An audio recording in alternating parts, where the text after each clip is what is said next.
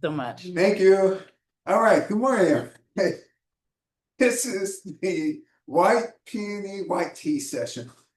And by the end of the session, you're going to know a lot more things than you knew at the start of the session. We're going to go through history. We're going to go through processing methodology. We're going to taste white peony today, and we're going to talk about grades of white tea. So, in the Han Dynasty, around 300 BC, one of the emperors died, buried, and was buried with tea leaves that were discovered in 2016. This is important because in the analysis of the tea leaves, at first they weren't clear, and this was Chinese scientists, weren't clear whether it was actual tea, was it only tea, was it tea and something else? Yes, it was tea and traditional Chinese medicines. So upon further analysis, they tried to determine, well, what type of tea? Now, historically, we know that at that time, in theory, realistically, people weren't drinking a lot of tea outside of the social, the higher level elites. And what tea they were drinking, up to now, we've had the impression that it was green tea. So, what kind of turned this on its head was the fact that these leaves were not processed. In other words, the leaves themselves, the oxidation enzyme was not denatured. And so that all of a sudden led to this rush of judgment that this was white tea and that this was the origin of white tea. Hold your horses. It's not true. It may not be true. Let's put it that way. I think upon further reflection, as scientists look at this, what they're really thinking is that this is not a pure tea drink at all, that this was a mix of tea leaves, which may not have been processed the way that drinking tea leaves were processed, but was put with traditional Chinese medicines as a catalyst for the medicines. And that's something historically in documentation we've seen some evidence for. So when people say to you, well, white tea's been around for 2,000 or 3,000 years, I don't think so. And until we have further strong proof, I would say, no, let's not rush to that judgment. So that's the first thing to know. Second thing, what do people mean when they say white tea? They mean one of three things. They either mean tea that is traditionally processed a certain way. So it's withered essentially, and over a period of a couple weeks, it's allowed to dry. It's shaped in some cases, and then basically that's the process. It also refers historically to teas that have lots of white hairs on them. Now, remembering that those white hairs have a name, they're trichomes. And the trichomes are the tea leaves' natural pest. They discourage pests. It's almost like a natural pesticide, nature's pesticide, because pests bite those trichomes.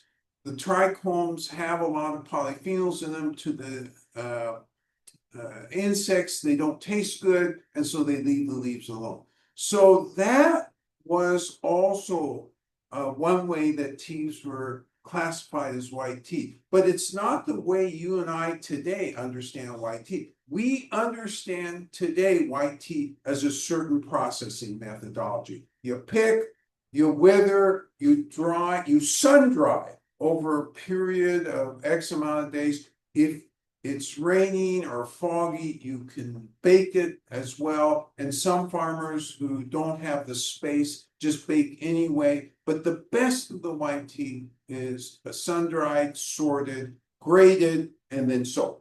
That's basically the process. Sounds simple, by the way. It's not. first off, you have to have a lot of area to do this, because if you're sun drying, you can't just have it you have to have a place where you understand where the sun's interacting. If you're picking a lot of it, you've got to have a lot of space to put out the bamboo baskets to dry it.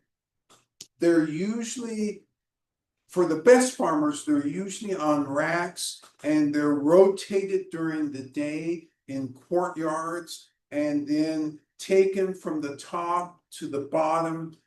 And that way they're exposed to the sun for about an hour, and then after that they're moved to the bottom, and there's 4 to 6 on this rack. So, and that goes on for a period of 2 weeks.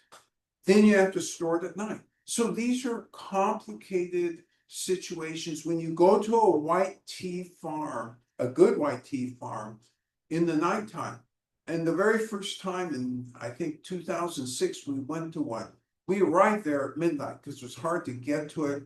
Farmer had to come a long ways to pick us up, take us back. We arrived, all the lights on, people everywhere. They're still sorting. They're still putting it, trying to figure out where in the nighttime building they're going to place it. And there were very specific places that they put it in order to keep track of where they were in the process. A really interesting operation when you go on and have a chance to see it. All right. So I talked about the white tea process. I talked about the trichomes. What about white tea in literature? So you have so-called Anji baicha. Baicha means white tea. You have Zixi baicha. You have Lixiang baicha. These are all, they all have the title baicha. And here's where the very unfortunate thing happened historically, because you had a Sung Dynasty emperor who really, really loved Anji baicha. So it sounds like, oh, they're drinking white tea in the Sung Dynasty. Let's see, let me think about the Sung Dynasty. Wasn't that sometime in the 1100s? And the answer is, this emperor was emperor in the early 1100s, Huizong, and he wrote about this tea extensively, and historians, especially Western historians, looked, they saw the Chinese, it says Bai Cha, that means white tea is in existence. No, it doesn't. That's not what it means. Anji Bai Cha is the name of a tea that's actually produced as a green tea. It was produced as a green tea back at that time. It was actually made into cakes. And as far as we can tell, there was no white tea processing at that time. And certainly what the emperor had does not appear to be white tea. It appears to be green tea, and it appears to be a very specific green tea that actually we used to carry in the shop. So these are the, when people refer to white tea, you have to ask more questions. And the real thing for us is asking the questions about processing methodology. Because if you denatured the oxidative enzyme in tea, then it's a green tea. White tea doesn't denature that. How do you denature again? You've got to apply heat, and it's got to be high heat. It's at least 150 degrees for green tea. Most of the time, it's around 300 to 400 degrees. It's usually done in China since around the Sung Dynasty, maybe a little bit before the Sung Dynasty, by frying, not steaming. In the Tang Dynasty, they were steaming, just like Japan does. And Japan learned that craft from the Chinese because they had Buddhist monks there studying in China in the 700s. And so they took that technique back to Japan, and to this day, they steam tea.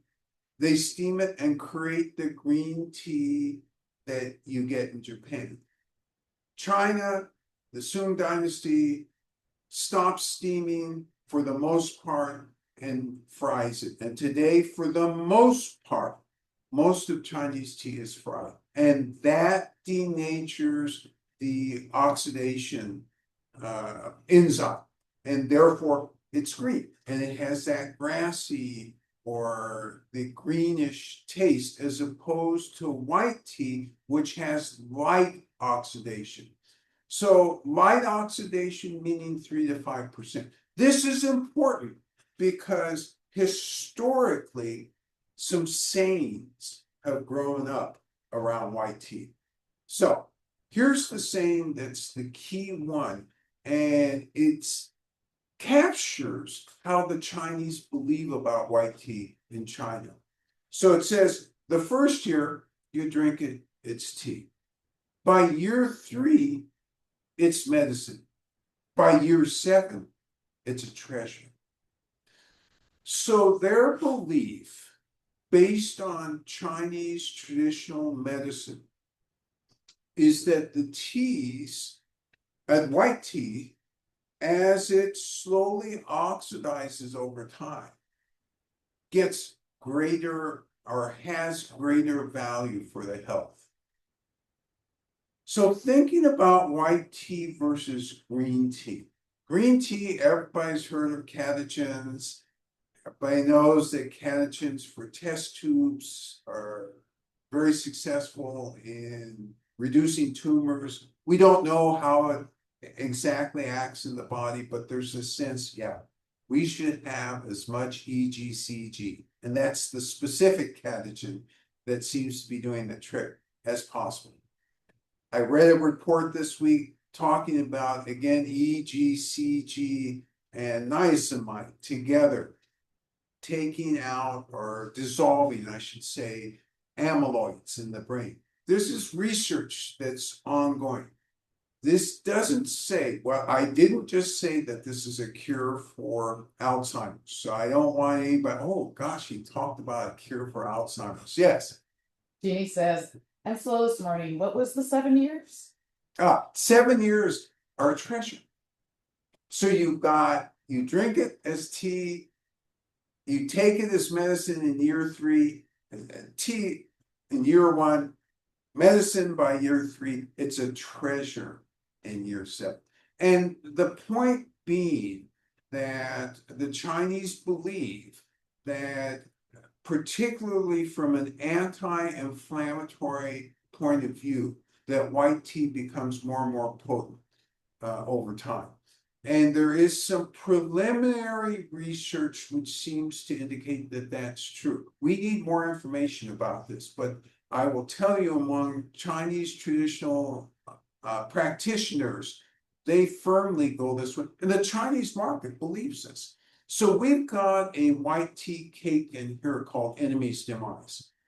That cake, the tea for that cake was was grown in 2010. So it's 15 years old. When we first bought that, I think each cake, it was probably going for $100 a cake or something, or $80 a cake, something like that. Now in Shanghai, this same exact cake. Okay, so let's back up because I didn't give you full context. When we first bought it in 2011, that cake was going for $60 to $80 a cake. As the years went by 2013 or so, that cake was going for about $125 a cake. Now in Shanghai, that cake is going for about $1,000 a cake. Why is there so much interest? And by the way, they can't keep it in stock. They'd like to buy all of ours back. We made some really lucky and good purchases. I'd like to say good and lucky, but actually I have to admit the truth. We were more lucky than good in the beginning with this. And we happened to stumble upon this. We knew that this farmer was an expert at producing white tea. We liked his stuff, so we purchased it in great quantity, and now that stuff is invaluable because again, in the Chinese market, it's seen as a treasure. People, so I'm not trying to be a walking ad for as for tea as anti-cancer or anti bad thing in the body. But I will tell you from their perspective, they look at this as highly, highly anti-inflammatory, anti-cancer. Again, once it gets to the 7 years and older, that's kind of how it's looked at in the Chinese market. All right, enough of that. Let's move forward. Why or when do we really believe that white tea came into its own? We believe that it really came into its own around the 1850s, perhaps as early as 1851, and that really became a thing in Zhenghe County. So Zhenghe is in Fujian province. White tea seems to have really originated in Fujian province, in Zhenghe, in Fuding, and in a place called Jianan. So these three places seem to have been where it originated. These three counties in Fujian province have varietals of what they call Dabaicha. And so what that is big leafed white tea. That's what it's actually called. And it's known for its hairiness, not hairiness, but the trichomes. And as such, those particular varietals, they grow very well there. Some other provinces in recent years, since the early 2000s, have started growing Dabaicha. But everybody thinks it's easy to make white tea, and until you sit down and actually try to do it, you figure out, oh, it's not so easy as it looks like. So we think it started in the early 1850s, and it grew more and more gradually, more and more popular in some tea drinking circles in China. It became wildly popular in Europe and the US sometime in the late 1800s. And then in World War I, especially towards the latter half of World War I. So World War I was 1914 to 1918, basically. So by 1915, Europe was unable through ordinary routes to get very much tea. And remembering that the tea that they were importing at that time was mostly red tea, right? Or what they call black tea, but what the Chinese call red tea. And because Fujian is closer to Hong Kong, they were able to get it out another way. That is the white tea. And that became available in Europe. And it also became available in the US. And overnight, farmers in Zhenghe and farmers in Fuding became very prosperous because all of a sudden it was commanding huge premiums because British or the Europeans and the US weren't able to get tea through traditional means. So it became very popular, and then it declined in popularity. It declined in popularity because its wars ended. He went back to old habits. And there wasn't enough produced to really satisfy a much bigger market's demand. So it declined steadily until about the 1990s and then started to pick up a little bit. But I'll tell you what really set the world on fire in terms of white tea. And it was sometime in the 2000s, I think it was 2008 or 2009, a scientist in China published a report And the title of the report ran something like this. It said, hey, folks, by the way, white tea is really good for women's complexions. So immediately, instead of the market that we were facing pre 2009, we were facing a market in which 700 or 800 million people all of a sudden, and that's half the population, that's the women's half the population, all of a sudden, hey, I'm interested in this stuff. I want good complexion. And around the world, they took notice of this because the Japanese started to buy supplies of white tea. The French scientists started to look at this because from a cosmetics point of view, oh, white tea is good for skin and it's anti-inflammatory. Maybe we should be doing more research on this. So the price of white tea has steadily increased over the years, particularly this last 20 years, particularly since 2009. And it's gone on the steep uphill increase, and it's driven by research. It's driven by this belief in the high anti-inflammatory nature of it. And by the way, in Zhenghe and Fuding and Jinyang, they used to use that for kids when they had measles as well, and they applied it as topical. And apparently it was very good in dealing with measles. So there's been a lot of anecdotal evidence. There's been some real research on white tea, and that's why it sits at this level now. The percent of the market in China is probably about 5% of the tea market. So it's really, really small still. So there's a lot of room to grow. But the price of it and the demand for it is quite extensive. Let's see how I'm doing on time. Okay. So we've talked a lot about a lot of things. What we haven't talked about yet are grades of white tea. And we'll get to that in a minute.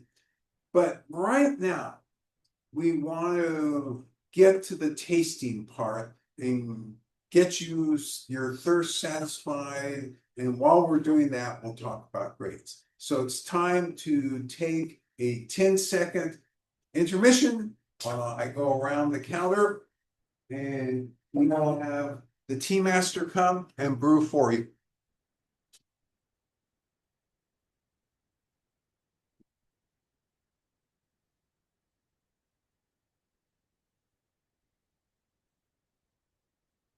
So this is always the happiest time of the program because I get a chance to introduce the numinous tea master, Bijou, and she's going to demonstrate how to brew white peony. Thank you. Yeah. 嗨，你好。Good morning. Yeah, we do white tea, 白茶. Okay, so, John, Yeah. you know that, yeah. So a normal way of setting up tea tray, usually you would just, at home, you'd have 2 glasses and a strainer. That's what your usual equipment would be. We use 4 glasses so we can dissipate the steam faster. And especially for demonstration purposes, or 3 glasses for demonstration purposes. You get any temperature, and this is how this goes, by the way. We demonstrate first, and then you'll brew along with us the second time. So the first time around, put in any temperature of water between 175 and 212. Doesn't matter. You're just trying to make sure all the glasses are free of any things that don't belong there, any soap residue or any residue at all. And after you rinse the glasses, you draw 170-degree water, you set the timer.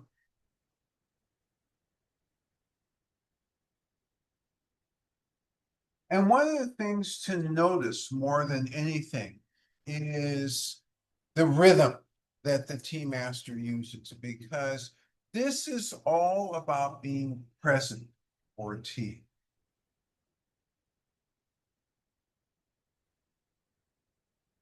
And everybody has a different rhythm, so you have to worry about if your rhythm is faster or slower. Different rhythms are just fine, but there has to be a steady rhythm.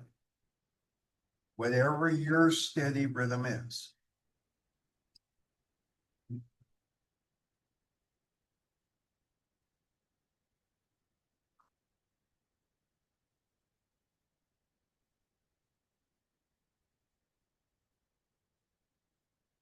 The tea master is getting the tea.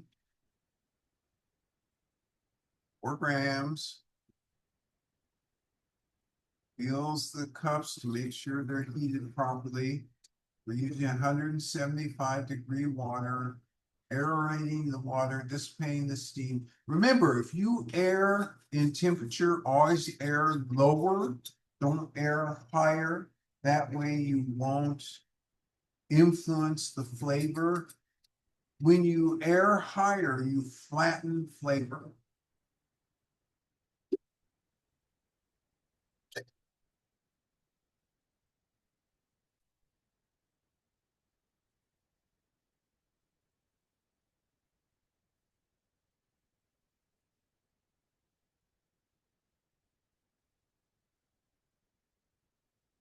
Okay, then you notice she poured it on the side of the cup. All right, so before we get into grades of white tea, and she pours water to keep the recipient cup heated, before we get into grades, we're going to talk about shop news. Normally, I do shop news at the beginning. We have some really interesting shop news this week. Yesterday, one of our esteemed members brought in tea that they gotten as a gift, and they brought in fermented tea, and they also brought in scarlet rope. And this was a gift from somebody who'd given it to his brother, and the origin of it was in Hong Kong because he's got a shop there. And so Tea Master takes a look at the fermented tea and right away says, we can't brew this here because it's got mold in it. But we put that aside and we brewed up the scarlet rope. Now we had several of the regulars in here. They're all the 1%ers or the 99%ers. In other words, people who've been tasting our teas, been here at the shop for a long time. And so she made samples of this guest scarlet rope. Everybody's sitting around and tries it. And right away, they detect, gosh, this doesn't match anything that we've had here. And so the point being, they could tell that it was really tea because there was astringency, but in terms of coating the tongue, in terms of the aftertaste, in terms of the actual taste of Cliff teas, it just didn't match up. And this was immediately recognized. All right, timer's gone off, by the way. We'll complete the story in a minute.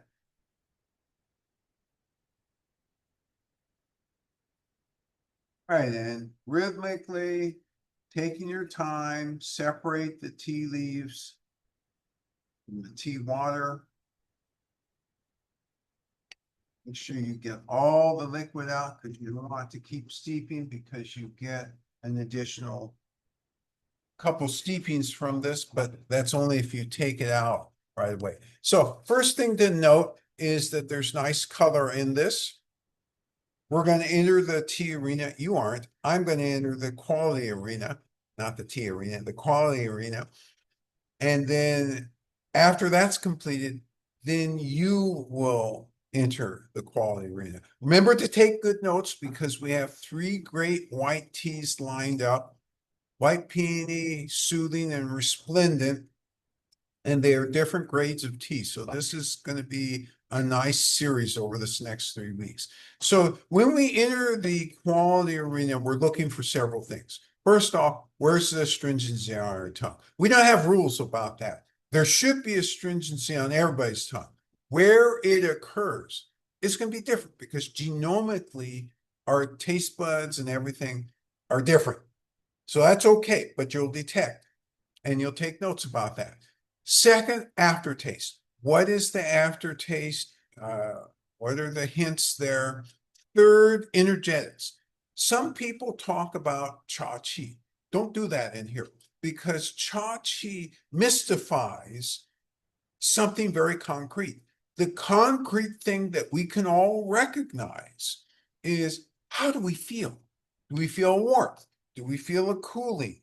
Do we feel a grounding? Do we feel a calmness? These are all feelings that we can all identify. As soon as you use the word cha-chi, it's very hard to say specifically what that means for one person versus another person. Yes. Peter asks, is white tea in general loosely rolled? Is white tea loosely, in general, loosely rolled? Okay, because of how you ask that question, I'm going to have to do more talking because it's, I can't answer the question the way you asked it because white tea, there's several grades. I think what you meant was for white tea at this grade, which is a high grade, do they roll it a lot? And the answer is no. This is all sun-dried. They're not rolling this. This is unrolled. However, why did I hesitate? I hesitated because if you're outside of the traditional white tea area, you don't know exactly what they're doing because some farmers will roll. If it's white tea from Africa, you don't know what you're getting. If it's white tea from Indonesia, you really don't know what you're getting in terms of that. But if it's white tea from the traditional, it's unrolled. This is just picked, withered, sorted, graded, sorted, and then packed. That's it. So I'm going to enter the quality arena. Take a sip. This is 175-degree water.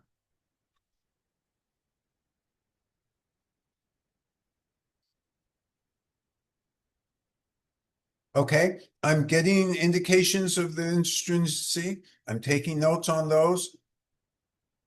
I get an aftertaste with this. Energetics are still to come. I'm going to take a second sip. What I want to do is verify what I think I understood in the first sip. And in addition, I start to pay attention to aroma. I start to pay attention to taste. And I'm taking notes on that because, again, we have a series here. So over the next 3 weeks, you're going to get some different aromas and tastes.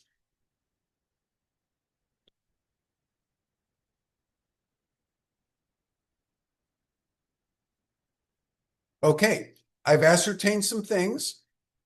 It's your turn to brew. So the tea master will brew with you. And then we'll discuss what you observe. So the conclusion, by the way, of the shop out that test yesterday with the guest tea was can't be from, well, first off, varietal wise, it's different from what we have here. Second off, we know from the taste that the terroir must be different. So it's not from within the mountain in the Wee Mountains. It's very likely outside the mountains because there was very little minerality. If it grows within that 7.7 square kilometer area, almost all of that terroir brings huge minerality of sorts. But this one, almost zero minerality and very light. Roast was very light.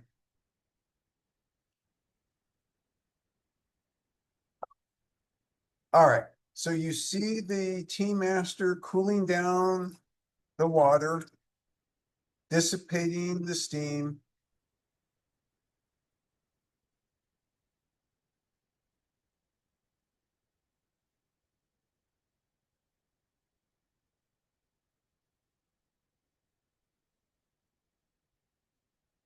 Remember, there's just a nice steady rhythm to this.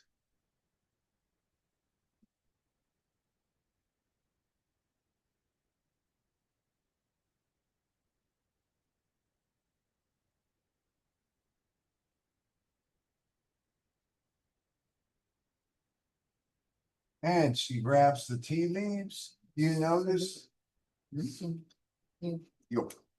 you notice that she doesn't touch the leaves with her hands, because we have lotions and perfumes sometimes on our hands that can affect the eventual outcome.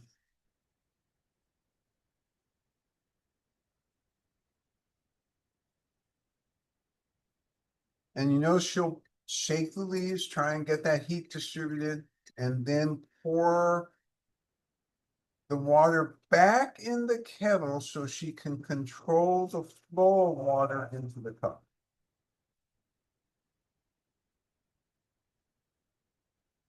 These are 16-ounce cups.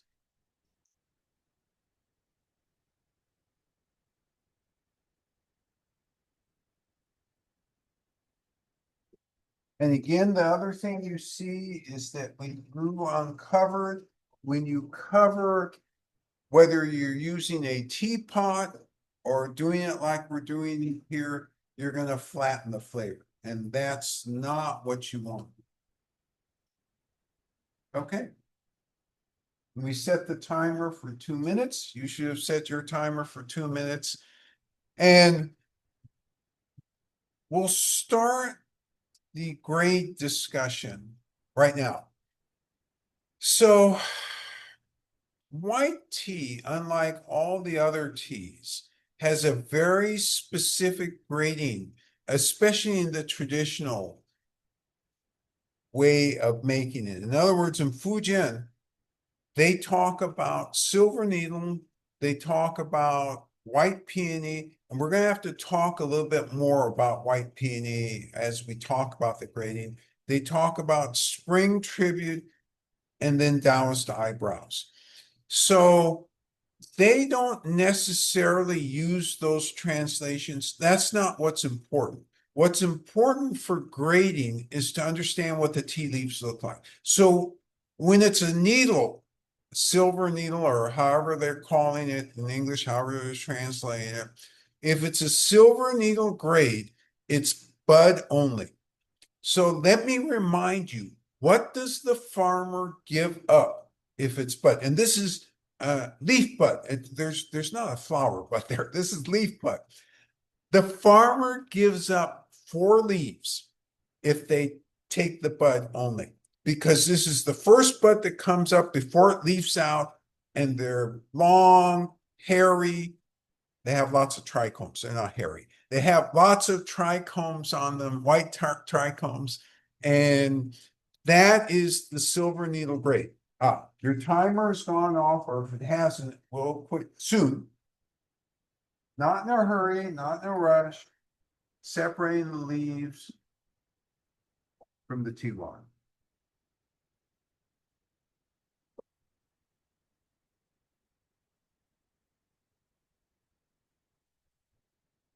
All right. Now, you're going to enter the quality arena, but while you're entering the quality arena, I will keep talking about the grades. And the way it works here is, as you start to gain impressions of the tea, when you're ready, you let us know how you're judging the tea, what aroma characteristics, what astringency, where in the tongue, what taste, what aftertaste, and what energetics. That's what we're looking for. In the meantime, while you're doing that, let's continue with the grades. White peony is the next grade.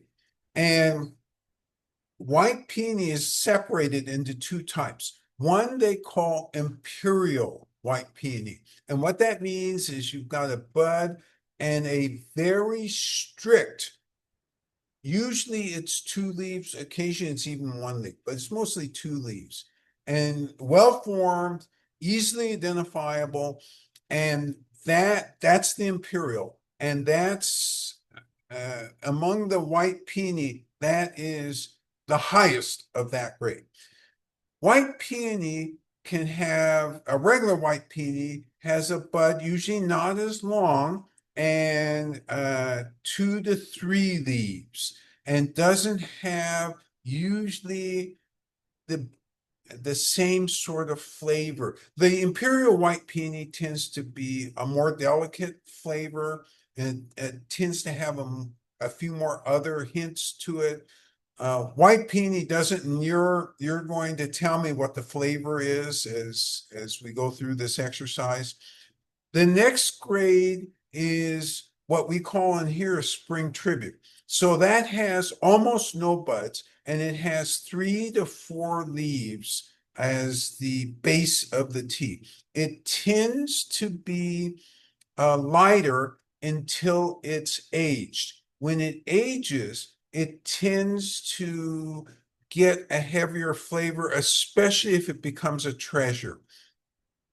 Lastly, you have the Taoist eyebrows, and that's 4 to 5 leaves, no buds. And so in terms of pricing, usually silver needle, hands down, largest price. And it makes sense because you have 1 bud and you've given up 3 to 4 leaves. Yes. Peter says there's some thickness to the tea water, but it comes with a drying, and these play against each other. And there's something slightly piquant, spicy, like the dry spiciness of cayenne pepper. Great comment, Peter. I like how we're starting this off. Some density, some body, immediate taste, almost a hint of spiciness, almost a piquant flavor in it. This is a good starting round for white peony. Our white peony is much more heavy bodied than some of the other white peonies. And we've chosen this for that reason, because we like that heavier body. So again, the silver needles being far and away the most expensive, imperial white peony is the next level down. And that's because the needles in that tend to be larger and the leaves are very uniform. Yeah. Rob observes the warm and steep leaves had hints of malt and chocolate. The tea water smelled like a non-salty ocean, corn silk, sweet, and has a cider-like feel in the nose. That's a lot there, Rob. That is a lot. So let me grab a hold of something that immediately struck my fancy. So a hint of ocean without being the ocean. Love that comment. Also the corn silk comment, because there is an underlying sweetness. The Chinese would describe this as having an underlying sweetness. There is nothing off-putting about this. This tea is particularly full. The hints of chocolate, that's not as obvious as some of the red teas, but I understand what Rob is talking about, because at the very beginning, you can sense a hint of that.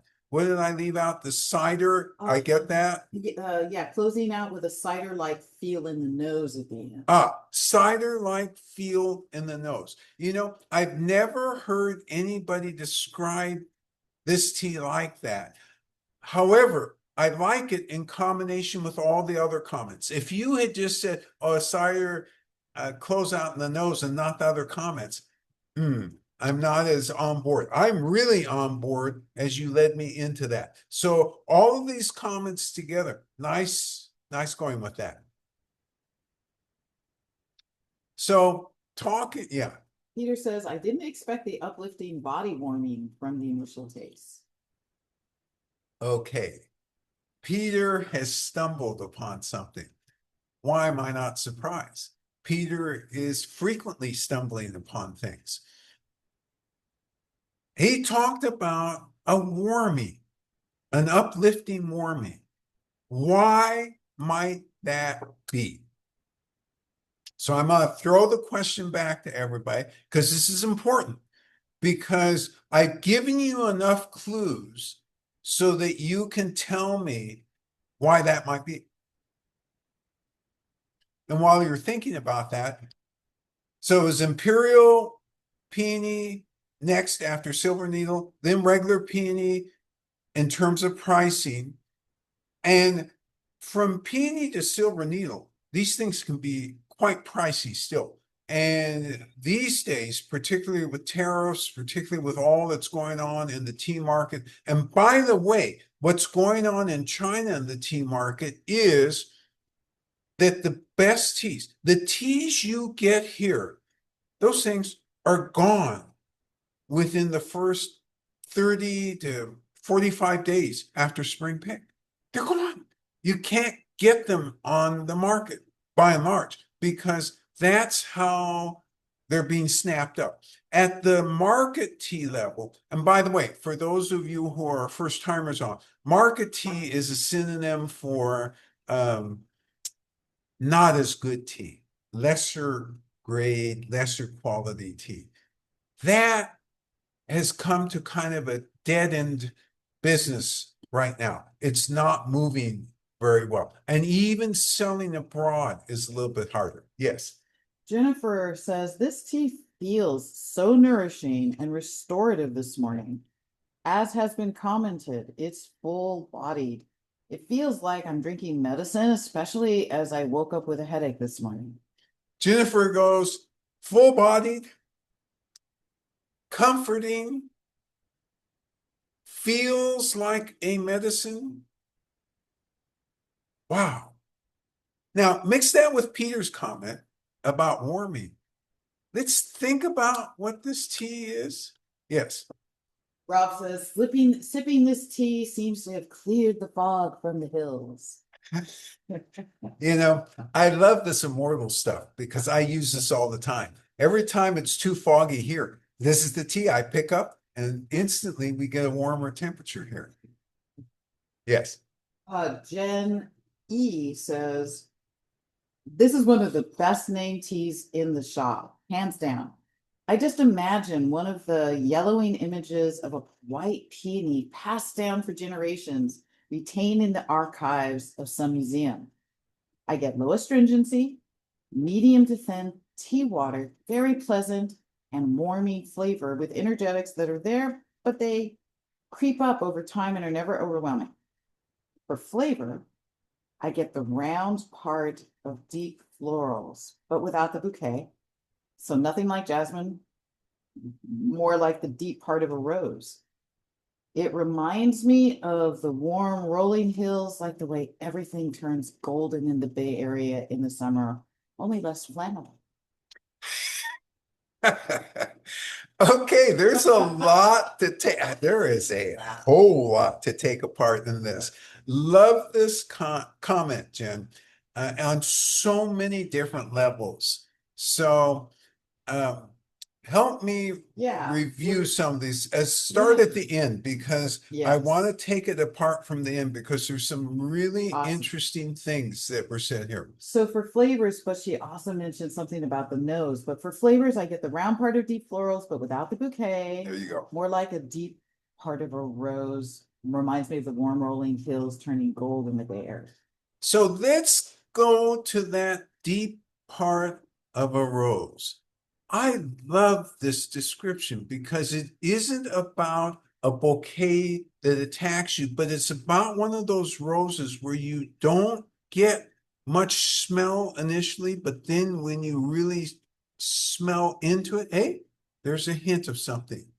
And she makes a further comparison with a gentleness of this tea. And she made a visual comparison of the rolling hills here and this sense that it's pleasant to not only look at, but to enjoy, feels, I believe she used the word nourishing, energizing. Our low astringency, very pleasant, warming flavor. That's right, warm. Energetics are there. They creep up over time. It was Jennifer Keith who came up with a nourishing. So this is a little different. Yeah.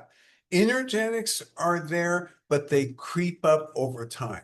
This is also a great description of this tea. This is not, none of you have said easy to drink yet, but it's the sense of easy to drink. Because again, Jennifer Keith, nourishing, Jen, this creep up over time, energetics, warming. There's no question. Peter talked about a warming also. Yes. Jennifer K also is observing, not sure if it's because I'm taking such big gulps, but I'm feeling tingling in my mouth after having swallowed the tea liquor. So Jennifer is also, in addition, feeling tingling in her mouth. So there's energy in this tea. This tea has caffeine, it has L-theanine, and they modulate each other. So you get a stimulation that's modulated by the L-theanine. Yes. Peter asks, how old is this pick? More than 7 years? Oh, now we're getting the real answers. Yes. So Peter says, what is it that you've been keeping from us about the age of this tea? Is it more than 7 years old? And indeed, this is more than 7 years old. And that is exactly why. Now you get a real sense. And this is why we let off with this tea. Because next week's isn't more than 7. The week after isn't more than 7. You're going to get some different dynamics. So we let off with this because I said that 1 year tea, 3rd year medicine, 7 year a treasure. Yes. Rob says, I feel like there's a theme here of ocean, but not ocean, floral, but not flowers. It's as if it has some essential essence of those things, but without those parts that might detract from the experience. Great comment. So Rob summarizes what everybody has been circling their wagons around. Floral, but not floral. There is an essential essence that you can feel in this tea. Peter has talked about a warmth. Jen has talked about a warmth. Both of these things are very true. I actually did feel the energetics early. I didn't want to give it away. I have warmth in my arms. I normally don't get this type of warmth. Now, by the way, if you're not experiencing that, don't feel bad. Don't say, what's wrong with me? There's nothing wrong with you. And there's nothing wrong with me. The issue is, and it's not even an issue, we're genomically different. But by and large, aged white turns the rules of white all around. Because when you're drinking it in the first year, it's normally a cooling experience. As you get it aged, it's normally a warming experience. All right, let's see how I'm doing. Oh, I'm doing near the end. Apologize for the brief mess up this morning.